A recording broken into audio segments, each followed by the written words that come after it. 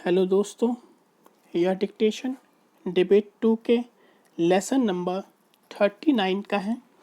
यह dictation 80 word पर minute का रहेगा। तो चलिए दोस्तों, डिक्टेशन शुरू करते हैं। स्टार्ट।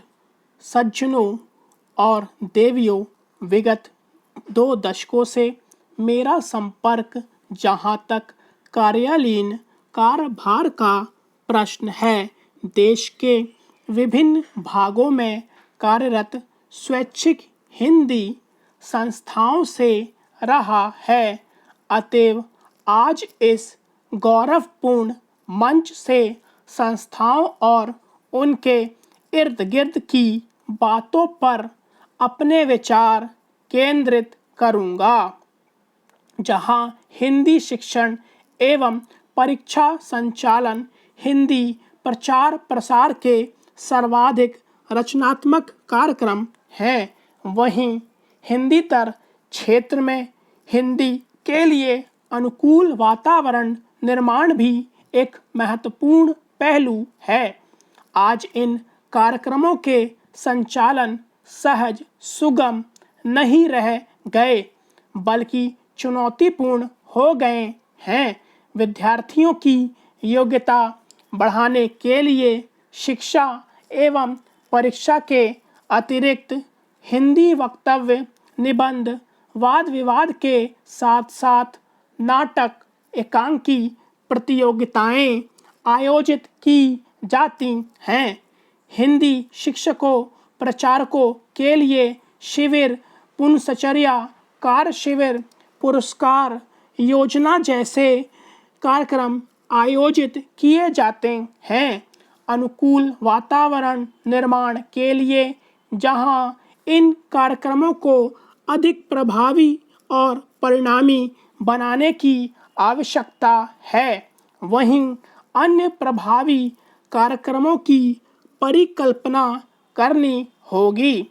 हिंदी शिक्षण, परीक्षा संचालन और वातावरण निर्माण, इन तीनों के आनुपातिक और सफल आयोजन पर विद्यार्थियों का हिंदी ज्ञान अर्थात हिंदी बोलने, पढ़ने एवं लिखने की दक्षता का पूरा दारोमदार टिका रहता है। आज जबकि बहुतेरे विद्यार्थी शिक्षक बनने की राह में प्रशिक्षण प्राप्त कर रहे हैं, तो हिंदी शिक्षक की योग्यता एवं दक्षता ऐसे ध्यान देने का विषय है, जो राज्य के इतने सारे हिंदी सीखने वाले विद्यार्थियों के स्तर के लिए निर्णायक पहलू है। यह नकारा नहीं जा सकता कि किसी भी संस्था के लिए उनके प्रचारक ही आधारभूत परिसंपत्तियां होते हैं। प्रचारकों के सत्प्रयास एवं सुकार्य से संस्था की जड़ें मजबूत होती हैं। वास्तव में हिंदी की प्रचार योजनाओं का सफल कार्यान्वयन सभी संबंधित पक्षों के प्रयास के समन्वय से ही संभव है।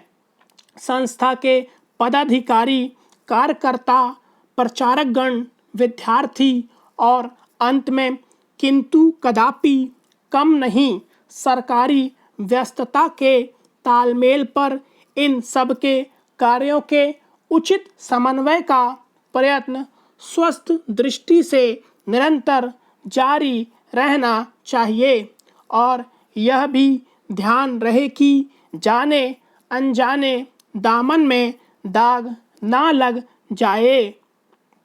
भारत ग्रामों का देश है और अधिकांश भारतीय जनता ग्रामों में बसती है। नगरों और शहरों के नागरिकों को शिक्षा की कई सुविधाएं प्राप्त हैं, यूं उन्हें हिंदी पढ़ने के यथेष्ट अवसर उपलब्ध हो जाते हैं।